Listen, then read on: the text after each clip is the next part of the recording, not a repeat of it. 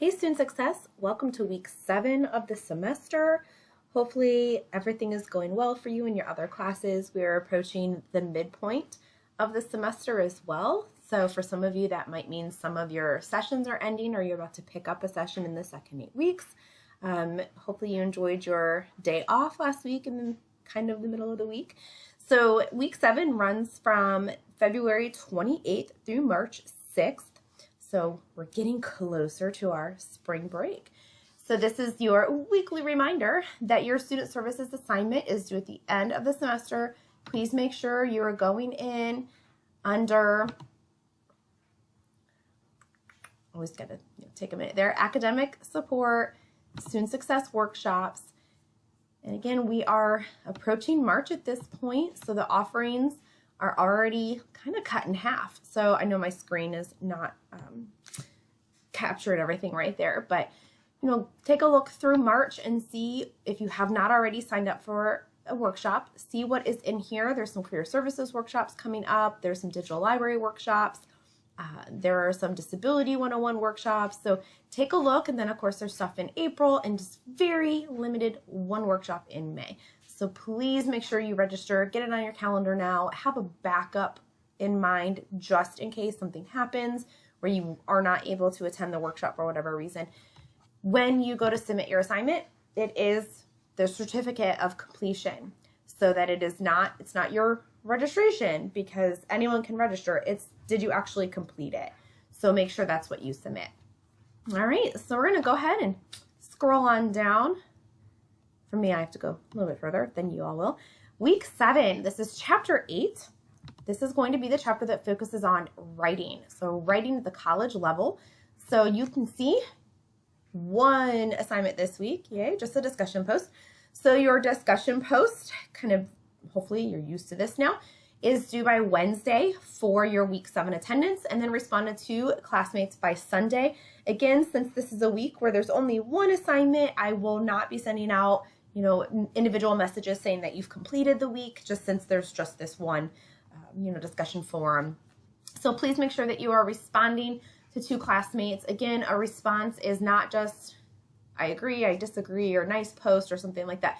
It's a meaningful response, at least a sentence or 2 in length, responding to what that individual that you're responding to has posted in their original response.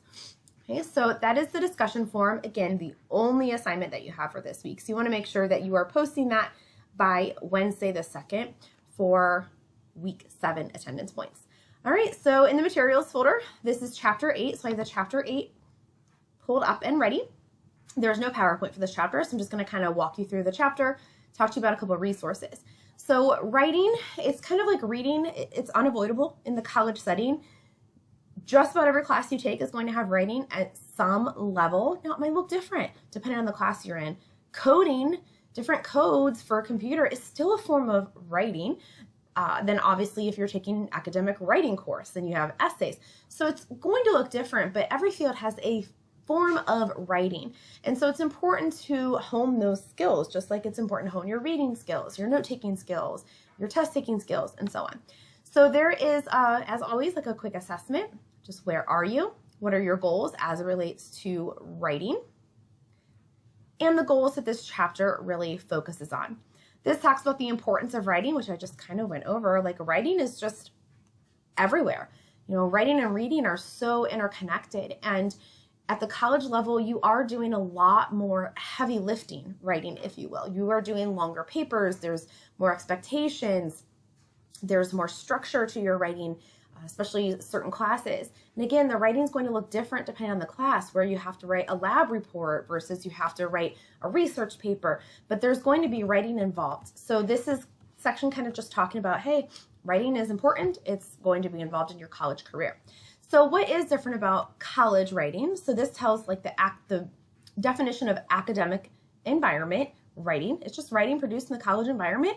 So it's responding often to other people's writing, right? To how you feel about ideas, how you might add to those ideas that are already out there, how you might change those ideas.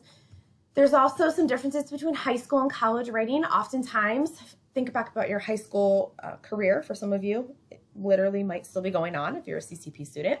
or it might have been last year, or 5, 10, 15, 20 years ago.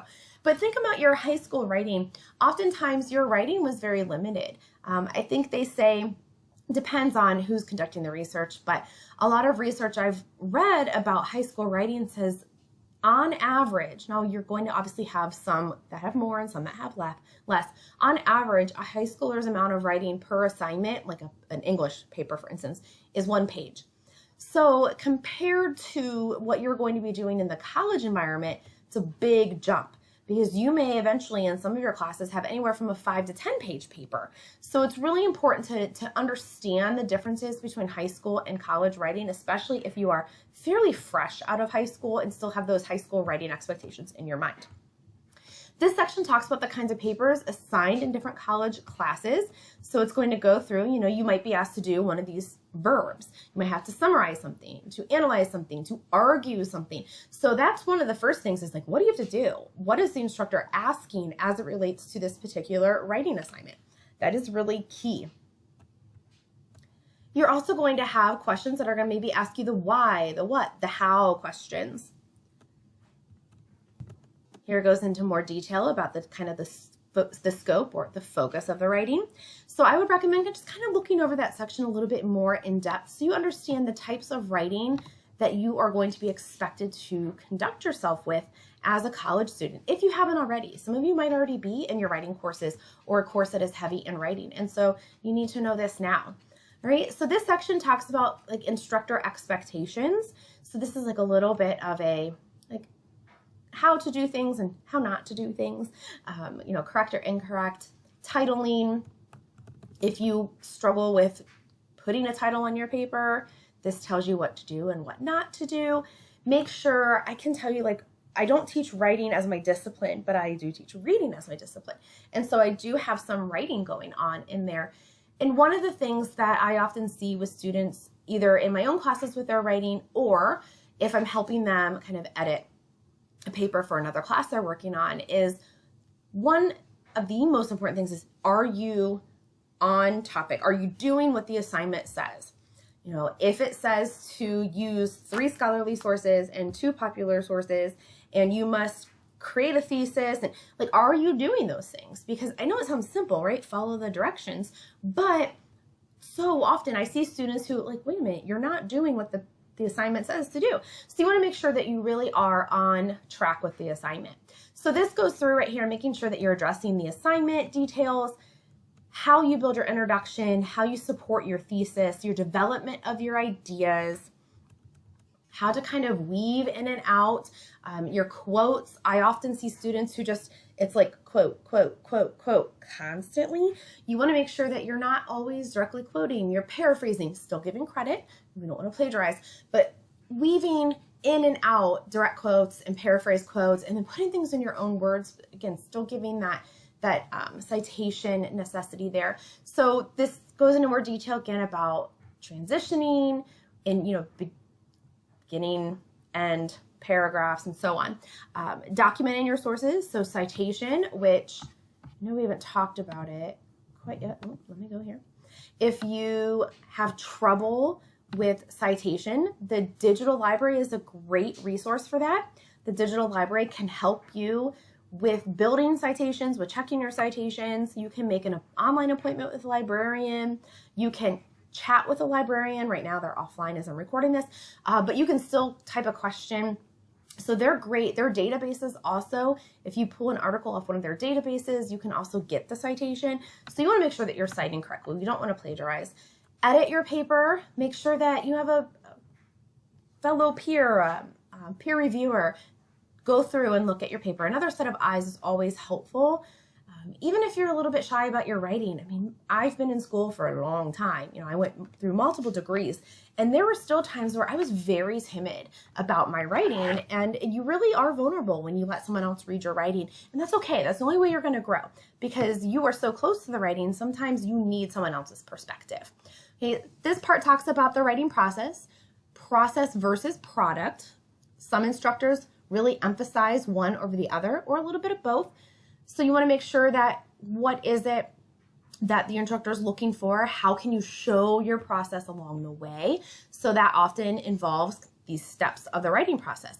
Preparing, brainstorming, looking and getting your sources, researching, drafting again, revising, editing, all of those things. So here are some other ways to help your writing process, because sometimes we procrastinate when we write, just like any other things. We feel like we might get writer's block, which is really just a way of saying like we don't know where to start, right? We don't know what else to say. We don't know where to start.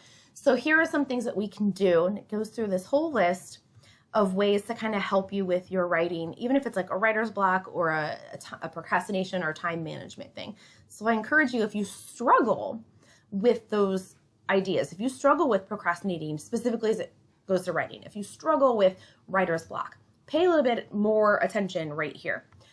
This section goes into the difference between revising and editing. So it's going to talk about, sometimes you think you have to only make corrections to like the nitty gritties. You have to look at the spelling and the grammar, and that's true. However, you also have to look at the big picture stuff. You want to revise, not just edit. Edit is like the proofreading, the little things, the spelling, the grammar, punctuation, as I mentioned before. The revision is the big picture. Does my thesis, is it clear? Is it supported?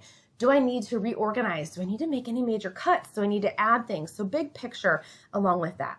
What do you do if you need help with your writing? Oh, I'm so glad you asked.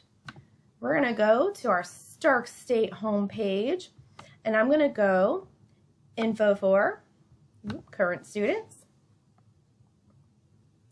And I'm going to go down here to the Writing Center. And so this kind of tells me a little bit about the Writing Center, when it's open, where it's located. They have 3 main locations right now. They used to have one downtown Canton. It looks like they're just manning the main campus, the Akron campus, and online right now. If you wanted to make an appointment, there are their days and times they're open. You also can go online, which you click there, and it's going to have you register here, and you can make an appointment, and you can choose your writing tutor that you want to work with. Or if you don't want to make an appointment, you just want some general resources, they can direct you to this page. It's embedded inside the digital library, but this whole page is just about the Writing Center. And so it's going to give you just different resources. Let's say maybe you don't need to talk to someone, but you might need a little bit of like a mini lesson on different grammar issues. You can go to this site. In My Stark State, under academic support, there's also a link for the Writing Center. I'm going to give it a minute there. Here, right here. And this also will lead you to very similar information, but a little video, some more information about the locations. Again, here's where you can do your appointment, more Writing Center resources. So different ways to get there, but all containing really good, helpful information on how to help your writing. So this section talks about the importance of peer review, Writing Center tutors, anyone that's going to be another set of eyes on your paper.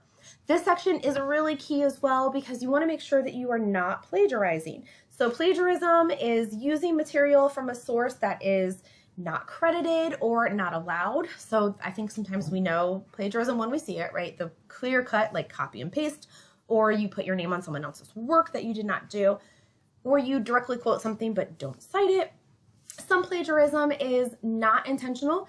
You got an idea from someone, you think it's your original idea and you put it in your paper, but you don't give credits where you got that idea. That is still plagiarism. One other type of plagiarism people are not always familiar with is that you can plagiarize off yourself. So let's say in the fall you took cultural diversity and you wrote a paper, and in the spring you're taking a psychology class, but there's a research assignment that you could very easily use your cultural diversity paper for. If you use that same paper, just change the date, change the name of the course, and submit it, you have just self-plagiarized, and you could potentially fail that assignment, maybe even the class. It just depends on any previous infractions. You would first have to talk to your instructor. If you wanted to use that paper, you would have to talk to your current instructor and say, hey, I wrote this paper in the fall. Is there a way I could utilize this? And they would hopefully either say, nope, not an option, or yes, here's how you can adapt it. So you maybe wouldn't have to start from scratch, but you'd still have to do work. But you always need to have that conversation first. Okay, so this whole section talks a little bit more about how to avoid plagiarism, the different types of citation. A lot of you probably use APA. I like to visit APA Owl at Purdue. This is a site that can help you with citations. You can actually, it's embedded citation machine. So that's another site that we use often to kind of direct students in how to help get their citation kind of ready. But this site goes through and tells you all the formatting. It's gotten really addy over the years. Anyway, it gives you like how to do either in text or the reference, and then citation machine builds a citation for you. You just say, oh, you know what? I'm using a book. Here is the information, and it can help you kind of search for that book and help you build the citation that way. So use those kind of sources, and you may have one that works really well for you.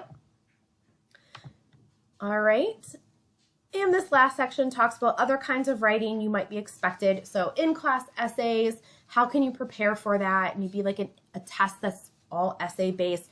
Group writing projects, I think those are sometimes the trickiest because everyone's assigned like a piece of the paper and then you have to put it all together and you have all these different writing styles. And so how can you approach that? What's the best way to do that?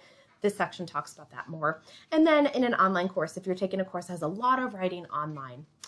All right, so as usual, I kind of urge you to pay attention to the sections, look over chapter 8 more, but really pay attention to the sections you think you could benefit most from, whether it was the section on like procrastination, the section on proofreading, the section on plagiarism, whatever it is. Whenever you're done reviewing chapter 8, you're going to go into our assignment area, and here is your discussion board. So this should look fairly familiar, right? So it says that you have all of these topics. So there are 4 topics, right? Not too many. And it says you need to respond to all 4 of them. Okay. So again, you've had this in previous weeks where you've had to like pick, 4 of the 6 or 4 of the 8 or whatever it was. This one you're doing all 4. So in each of these, it has like kind of like a fill in the blank, not quite because you're going to give me more than just one word. My worst writing habits have been. To overcome these habits, I will. I generally make the following errors. I can learn to correct these errors like this. So just kind of go into detail with each of those. So there's 4 statements, 2 substatements within each one, if you will. So you're responding to 8 things altogether. Okay, so make sure that you take your time, respond to all of those. There's an example post underneath. Post your original by Wednesday, 4 weeks of attendance. Go back in and respond to 2 other students by Sunday. And that is how you get the rest of your points for that assignment. If you need anything, feel free to reach out, let me know, and hope you have a great week.